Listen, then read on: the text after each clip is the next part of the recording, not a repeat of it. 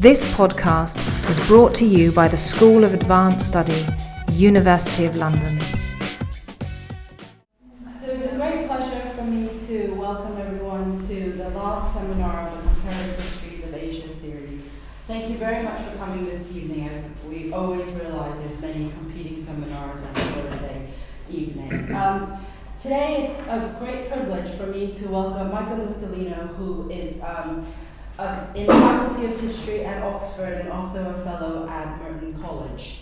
He's taught at Georgetown University prior to joining us in British academia. I'm very fortunate to have him with us and to also share his research, which is at the cutting edge of wartime environmental history in relation to modern China. His most recent book on the ecology of war in China, Henan province, the Yellow River, and beyond 1938 to 1950, was published by Cambridge University Press in 2014. His first book, however, Fishing Wars and Environmental Change in Late Imperial and Modern China, came out with Harvard University Asia Center in 2009. So it's with great privilege that I welcome Micah, and I thank you for taking the time this evening to share with us your research. No, thank you very much, Lee, for the invitation as well as the very kind and generous introduction. What I'm going to be talking about today, as has already been indicated, is the recently published book that is now out there, and I sort of wanted to introduce its contents and its main arguments to everyone.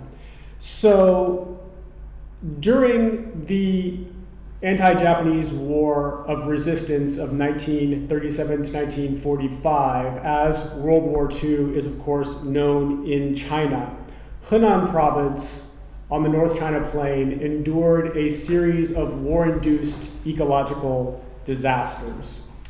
The first struck in June 1938 when nationalist armies intentionally broke the Yellow River's dikes in order to impede or slow down Japan's military advance.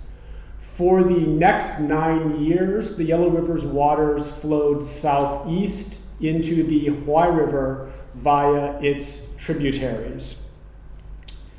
The strategic interdiction threw hydraulic infrastructure into disarray, leading to a series of floods that persisted until after the war's end. Post-war estimates found that flooding killed over 800,000 people and made nearly 4 million in the provinces of Henan, Anhui, and Jiangsu into refugees. In Henan alone, wartime deluges killed over 325,000 and displaced 1.17 million. Now, of course, these statistics must be taken with a grain of salt because they were reported after the war, but even though they lack precision, they definitely convey the magnitude of the disaster. And in fact, some estimates of the casualties and displacements from the floods are even higher.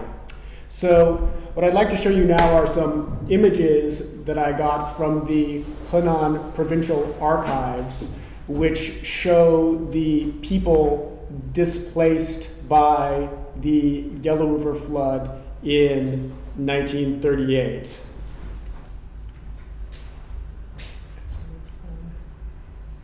that better? Sure. And there's a third one. So these images, I think, vividly illustrate the desperation and the cataclysm that came with these floods. But that wasn't all, because even greater catastrophes struck in 1942 and 1943 when an El Nino event, wartime disruption of transport, and the food energy demands of Chinese and Japanese armies stationed in Henan combined to precipitate a famine of terrific magnitude. Indeed, the Henan famine led to as many deaths, approximately 2 million, as the famine in Bengal that occurred at approximately the same time. Millions more Henan residents, in the wake of this famine, took to the roads to escape the subsistence crisis. So we have an image here of famine-stricken residents of Henan in late 1942. So historians of 20th century China have highlighted the formative significance of war and militarization in modern China's politics, economy, and culture. But systematic research on the environmental history of the Sino-Japanese War of 1937 to 1945, and indeed of any of the military conflicts that took place in 19th century or 20th century China, is long overdue. By exploring Henan's wartime ecological upheavals, the book on which today's talk is based seeks to capture war's importance as a distinctive force shaping human interactions with the natural world, as well as the environment's role in shaping the experience of warfare for soldiers and civilians alike. As a hotly contested frontline region in the military struggle between China and Japan, Henan suffered as much human disruption and environmental damage as any other part of China.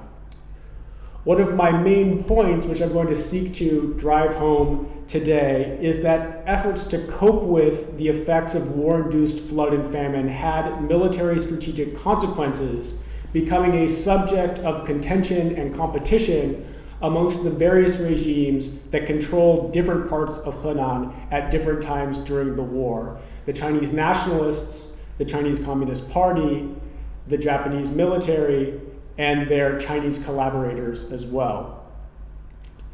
Spatially, my research centers on the counties in eastern Henan that from 1938 until the river's eventual rediversion in 1947 were the heart of the province's Yellow River flooded area. So this was a flood that affected not only Henan, but also Anhui and Jiangsu. In order to get the local texture, I opted just to focus in on these places in eastern Henan and just sort of make passing mention of Anhui and Jiangsu, just because I felt like it would have been taking on too much to look at all three of the provinces. But the narrative also moves with the displaced people from these localities in eastern Henan to Shanxi province, where hundreds of thousands of Henan flood and famine refugees migrated. In order to tie together war, flood, and famine, this analysis of Henan's wartime travails focuses on energy flows through and between societies and environments. By seeing human societies as embedded in larger organic systems, this approach renders legible connections between phenomena that are conventionally treated as discrete. Employing this framework, my book analyzes the redirection of energy flows in Henan during World War II, as well as the ecological disturbances that it created. Pivoting on the notion of energy and energy flows, I contend that the metabolism of militaries and societies shaped the choices of commanders, the fates of communities, and the course of environmental change. So, what am I talking about here when I'm talking about metabolism and energy? Well, like all kinds of socioeconomic systems, militaries have metabolisms that enable them to maintain their structures, grow, and reproduce. Nature's energy makes warfare possible. That's because militaries consist of vast agglomerations of humans, animals, machines, raw materials, logistical networks, engineering works, and other components. For this reason, they can be seen as organic systems that continuously interact with their environment, engaging in transfers of energy and materials. The upshot is that militaries have to struggle for strategic advantage as well as for limited energy sources. The better they gather, store, and deploy that energy, the greater their potential for organized violence, coercion, and destruction. Now, in the English language, the words energy and power are virtually interchangeable, right? A power company essentially is an energy company. Both energy and power, as the environmental historian Richard White has observed, involve the ability to do work and to command labor. To be powerful, as he puts it, is to accomplish things, to be able to turn the energy and work of nature to your own purposes. More than anything, it was the language employed in the archival documents from wartime Henan that drew my attention to energy. That is because participants in the Sino-Japanese War of 1937 to 1945 engaged in constant discussion of topics that approximate or resemble what we now think of as forms of energy. But it should be emphasized that they did so utilizing their own conceptual and semantic categories. So the archival documents don't contain the word that contemporary Chinese dictionaries will gloss as the translation for energy, 能源. But what they do make constant reference to is li, a character that connotes power and the capacity to do work. So the wartime documents that I consulted in writing this book talk about li in a myriad of forms. They talk about bin li, they talk about ren li or min li, they talk about cai li, they talk about wu li, they talk about chu li, they talk about sheng chan li. Right? These are just some examples of the kinds of energy/power that are constantly being invoked in the sources. This li was an animating force running through humans and the environment, constantly changing its character and manifestations, with greater and lesser concentrations appearing in different places at different times. We can thus translate li as power, understood as energy that is harnessed and exploited for certain human ends. During World War II, North China remained largely an advanced organic economy without significant industrial sectors powered by fossil fuels. Scarcely any mechanisms, therefore, existed to extract and transport hydrocarbon energy or process it into forms useful for modern militaries. What that meant is that waging war in this particular place and time required massive concentrations of people, animals, food, and fuel, particularly organic fuel. Differential access to these energy sources corresponded to power differentials between different groups of people. The way to achieve political dominance and military success was to command vast amounts of human labor and animal power. Framing warfare in terms of this competition for various incarnations of energy and power reveals how military forces tried to exploit ecological systems and the distortions caused by their interventions. By examining how civilian populations endeavored to obtain energy for their own survival, this approach also provides insight into the social history of how residents of Henan's flooded area lived through war-related ecological disasters. Environmental history, military history, and social history thus illuminate one another while making us rethink the boundaries between them. One thing that thinking in terms of energy flows also makes possible is an integration of the Yellow River itself as an actor into the environmental history of World War II, as well as the Chinese Civil War of 1946 to 1949 that followed. The reason is that the same energy that propels rivers drives all human activities, including, of course, the waging of war. Now, when speaking of the river's energy, sources rarely use the word li. They do on very, very rare occasions, but not very often.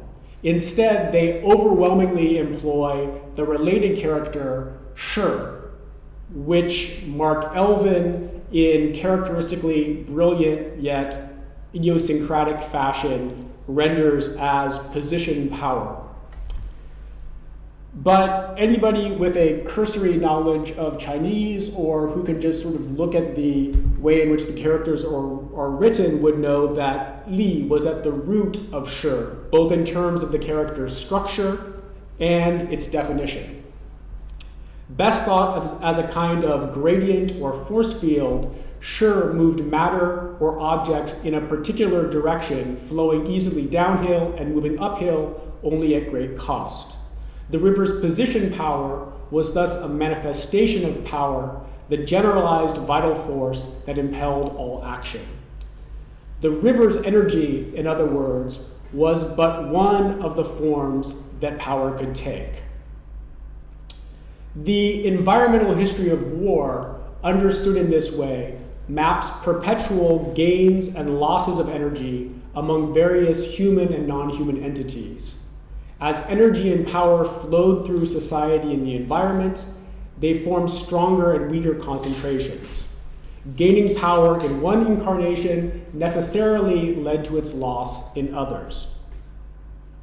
World War II witnessed competition for energy between Chinese and Japanese militaries, intensified struggles between the nationalist regime and its local subordinates, and contradictions between the pursuit of military advantage via the manipulation of the river's energies and consequent loss of energy embodied in human and animal labor, agricultural output, and other resources. We can imagine or think about far-reaching webs woven together by transfers of energy. Various actors struggling for power occupy and move from one node to another in them. Energy transfers occur across vast spaces as militaries and civilians renegotiate their roles and possessions. By straining one thread in these webs of energy transfer, actors may break another thread. So one of the things that I've tried to do in this book is lay out a kind of conceptual framework for thinking about the environmental history of war. This has been a particularly fruitful subfield of environmental history over the past decade or so, but the field has taken shape based on lots and lots of different case studies. And so what I tried to do, in addition to giving another particularly significant case study, is put forth a kind of conceptualization of the issues. What I'd like to do now is give a more kind of concrete illustration of this conceptual framework in application through a discussion of the Yellow River flood and the Honan famine.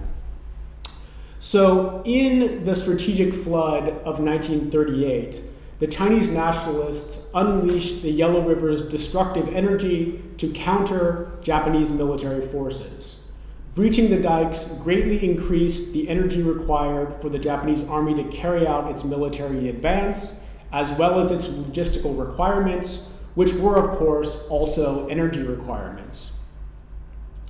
After the river's strategic diversion, Chinese and Japanese armies confronted one another across its new course, making Henan a vital frontline region.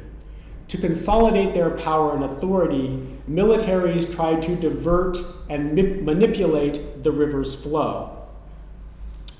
Chinese and Japanese forces engaged in hydraulic warfare at this time, vying to harness the river's energy and deploy it against their adversaries.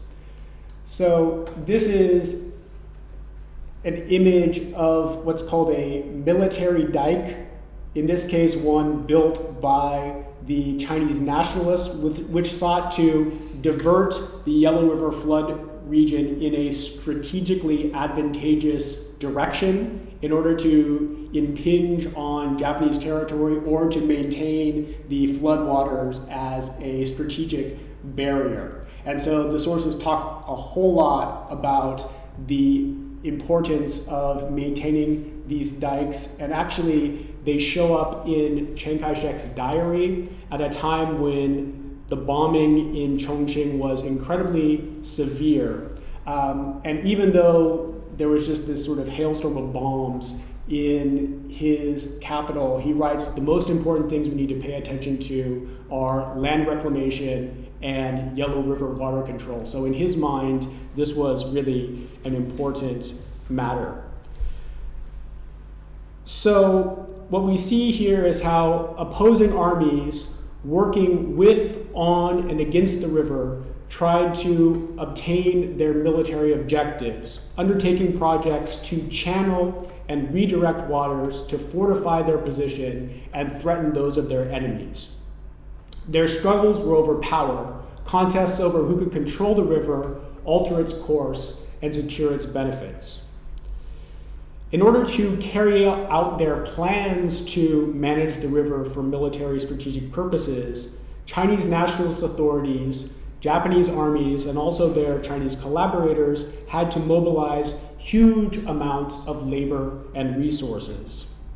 The river demanded vast expenditures of human energy to match its own energy.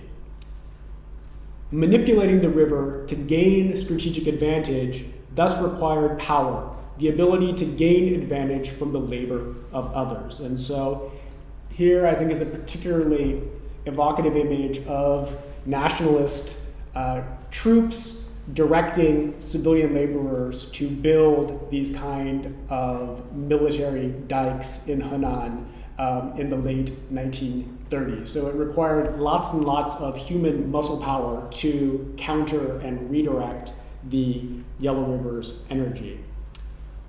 But with the depopulation of eastern Hunan's flooded areas, remember this is over 1.1 million people displaced, energy sources proved extremely difficult to harness. So there's lots of discussion in the sources about how are we going to recruit civilian laborers because everybody ran away.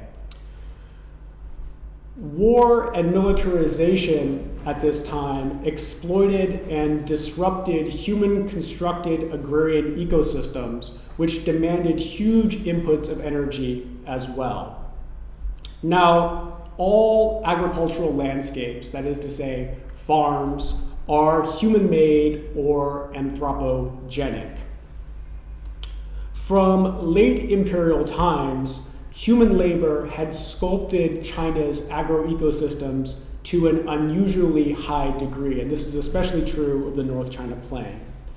These hyper-anthropogenic landscapes required vigilant management as well as constant investments of labor and resources. Without those inputs, rapid and costly deterioration followed. Now, given the vulnerability of human-constructed landscapes to neglect, wartime population loss brought severe ecological decline. Creating and maintaining agroecological and hydraulic systems consumed huge energy flows in the form of labor power and materials. In the 1930s and 1940s, however, diversion of energy to military conflict in Henan led to environmental degradation and disorder.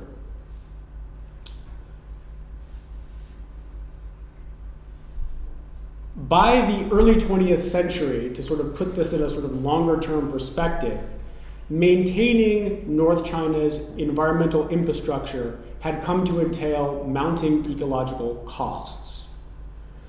Prior to the Japanese invasion of the late 1930s, it must be emphasized, North China's environment did not exist in an untarnished or natural condition.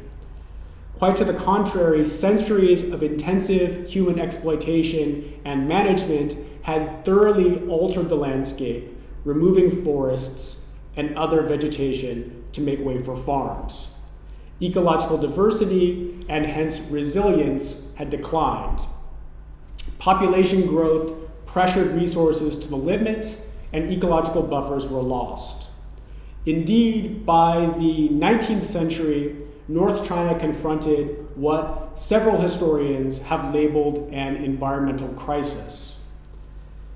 Deforestation intensified erosion and caused sediments to accumulate in the Yellow River and other river systems, necessitating higher dikes and resulting in more frequent and costly floods. Loss of vegetation led to critical shortages of fuel as well as building materials. By the early 20th century, environmental decline, especially the siltation of rivers, was unprecedented. The frequency and scale of flood and famine during the Republican period, that is from 1911 to 1949, far exceeded anything that had occurred previously. China's war against Japan, therefore, caused dislocations that destabilized already fragile landscapes and upset precarious ecological balances, triggering acute cataclysmic shocks. So what I'm trying to do here is emphasize the importance of ecological baselines in evaluating the environmental consequences of war, right? There's not a perfect landscape that war comes and disrupts. There are actually a whole variety of different kinds of landscapes which will be affected by military conflict in different ways. The upheavals created by Japanese invasion and the Yellow River strategic diversion in Henan led to large-scale displacement that dispersed energy embodied in human labor power and made intensive management of environmental infrastructure impossible. Acute ecological devastation was the result. Attaining and maintaining order in anthropogenic, that is to say human-made, agroecological and hydraulic systems, as with militaries and other complex structures, takes energy. But the energy that is used to maintain armies and to fight wars, or energy dispersed due to military dislocations, cannot be utilized for other purposes. Without adequate inputs of labor and resources, agricultural and hydraulic systems spiraled into disarray, and recovery was rendered impossible. All of this ecological damage dealt a severe blow to the production of energy surpluses through agriculture in Honan. At the same time, short-term climatic change added another shock. In 1941 and 1942, North China experienced unpredictable weather and low precipitation levels connected to a strong El Nino event. Hunan's agricultural output in 1942 fell to below 30% of normal. But war still demanded huge concentrations of energy. As a frontline region, Hunan's devastated agroecological system had to provide labor and materials to satisfy the army's insatiable appetite. To secure food energy for the army, the nationalist regime exacted grain taxes, compulsory purchases, and other levies. The Japanese army launched grain raids for the same purpose. The rural populace also had to provide additional energy as soldiers and laborers. Conscription of able-bodied males kept their labor out of agriculture, reducing crop yields even further. These factors combined to precipitate an energy crisis, one might say, in which millions of people could not obtain the calories needed for their minimal subsistence. And here we have some really disturbing images of victims of the famine in Henan.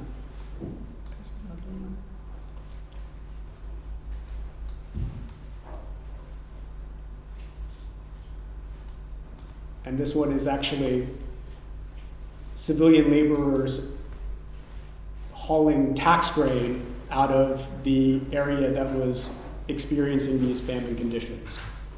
Now, other provinces had adequate grain stocks, but wartime disruption of transport ruled out timely transfers of relief grain. Devastation of hydraulic infrastructure only intensified the famine's effects. This war-induced flood and famine displaced millions of people in Henan, forcing them to adapt to unfamiliar environments and find ways to secure the energy they needed to survive. Their ecological adaptations, in turn, also had an impact. Many flood victims in Henan, and famine victims as well, earned income gathering and selling energy stored in organic biomass as fuel for heating and cooking. But few refugees could cut down trees. In part of China that had been deforested for centuries and where fuel shortages existed since the 19th century, refugees took whatever they could find. They gathered brush, grass, chaff, and roots, anything that could serve as fuel. So if it could burn, refugees were going to gather it up and sell it. These refugee survival strategies thus made shortages of organic biomass even more severe than they were before. Extraction of biomass deprived soils of organic nutrients and subjected land already jeopardized by erosion to greater damage. Displaced people placed additional pressure on scarce resources in areas of in-migration and dramatically altered environments, especially where China's wartime state resettled refugees to reclaim land for agricultural production. So that land reclamation that Chiang Kai-shek thought was so important oftentimes mobilized Henan flood and famine refugees, and when they went to these places to reclaim land, environmental change was the result. Part of the reason was that much of this so-called wasteland consisted actually of uplands covered with trees and other sorts of vegetation. Unlike Henan, Shanxi's Huanglongshan region, which is Yellow Dragon Mountain, if you translate it directly, was the site of the largest wartime resettlement project and actually had lots of forests. Certainly far more than other parts of Shanxi and way more than Henan's plain. Land reclamation converted these wooded landscapes to agricultural production, simplifying ecosystems, jeopardizing wildlife habitats, and accelerating soil erosion. So this image here is of Huanglongshan with all of these apparently happy-looking refugees and their Huangniu, oxen, at the land reclamation site. So, as happy as these refugees looked, all of these ecological changes carried deleterious consequences for the health and well-being of the most vulnerable refugee populations. So in this place where everybody looks so happy, a couple of years later, there's an outbreak of this very strange and difficult to understand malady called Kushan disease, which has something to do with selenium deficiency and usually takes place in areas where people are cultivating marginal land.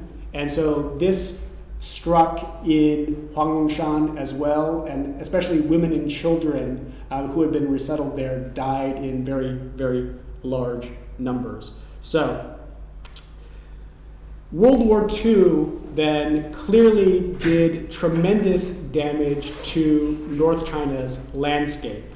Yet, war-induced environmental decline is only one part of the story that I tried to tell in this book.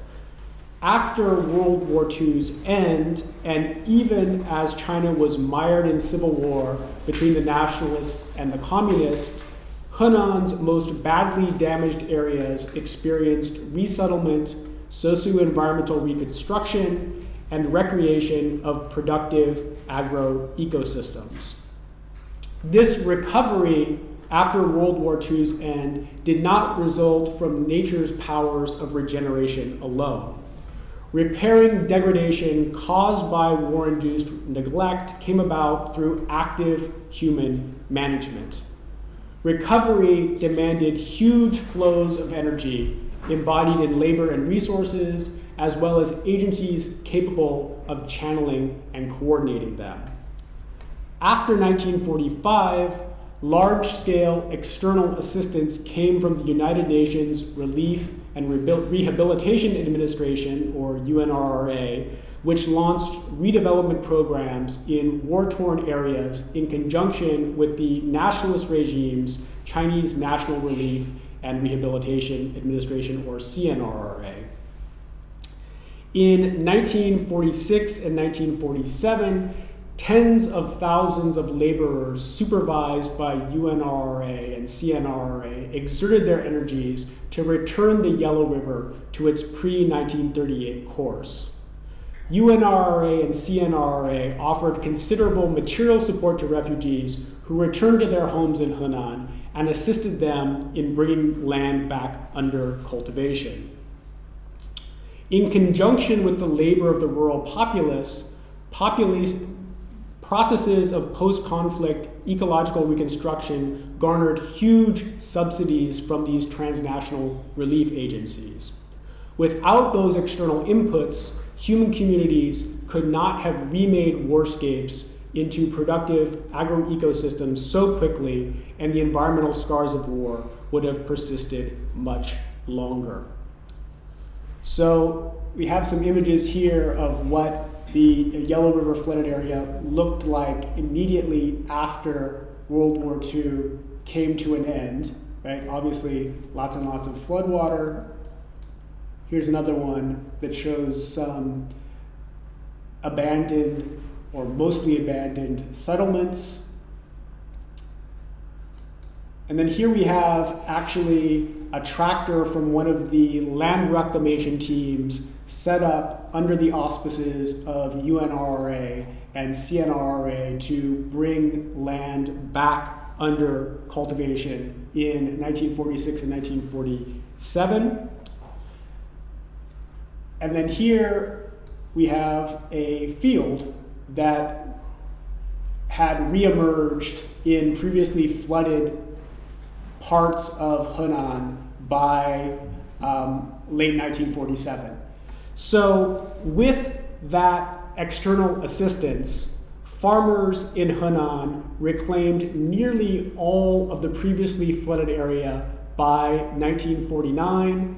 And as this image indicates, the landscape gave little indication of the disasters that occurred there a few years earlier. These rapidly changing ecological conditions in Henan's flooded areas also shaped the geostrategic terrain on which the final stage of the Chinese Civil War between the nationalists and the Chinese Communist Party was fought. To sustain themselves, militaries have to rob agriculturalists of a portion of their harvests. But any parasites that kill or harm their hosts do not last long. Just as viruses evolve less virulent strains that exploit hosts without killing them, armies have often recognized the importance of protecting the farmers they exploit. But, of course, such symbiotic balances have not always existed. In times of crisis, able rulers often become brutal and destructive predators. Less able or more desperate rulers employ destructive fiscal methods that they or their advisors know will undermine the basis of their power.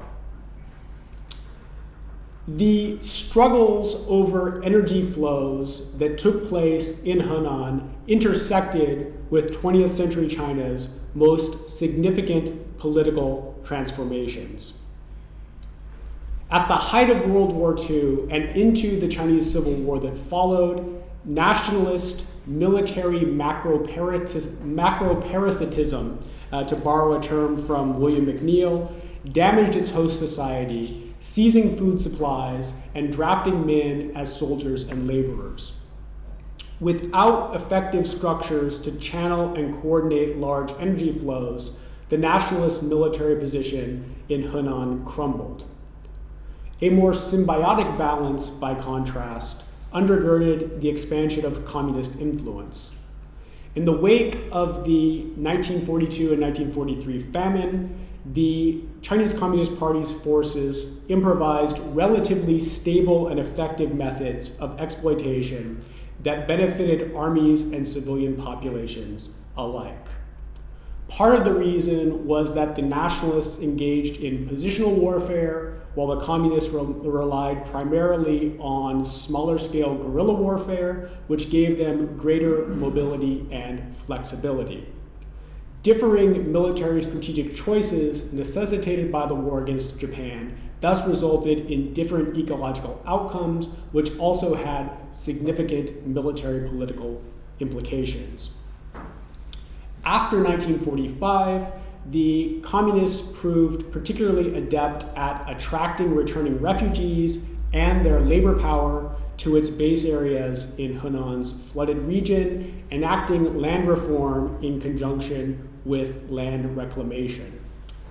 In large part, the communists' capacity to innovate new, more stable ways of extracting energy from ecological systems explains their consolidation of power in local society in the late 1940s. So, to start to sum up, this talk has sought to explore the history of war through the lens of energy conversion to better understand its environmental consequences. Because they also depend on constant energy inputs for their maintenance, intensively exploited agricultural landscapes and hydraulic systems like those that prevailed on the North China Plain proved especially vulnerable to disruption. Warfare upset finely honed human relationships with anthropogenic environments in Henan, triggering rapid and acute shocks. The military's insatiable appetite for energy drained the labor and resources needed to maintain environmental infrastructure, making it impossible to recreate a viable human ecological order until after conflict had come to an end. Violent conflict, in other words, rendered post-disaster recovery even more difficult than usual by monopolizing the energy flows needed to pull things back together. Multifaceted and multi-directional relationships played out between war, society, and environment. Armies in eastern Henan intentionally disrupted hydraulic systems, after which they expended huge quantities of energy trying to manipulate rivers for strategic purposes. Warfare tore asunder agroecosystems and disrupted farm production as Chinese and Japanese armies consumed increasing amounts of food energy to meet their metabolic needs. Military systems likewise extracted tremendous amounts of labor power from local societies in the form of soldiers and conscript labor, even as their actions caused population loss due to death and displacement. Due to precipitous population decline, local societies, or at least what remained of them, could not invest labor and resources needed to maintain agroecological systems from which they derived food and biomass.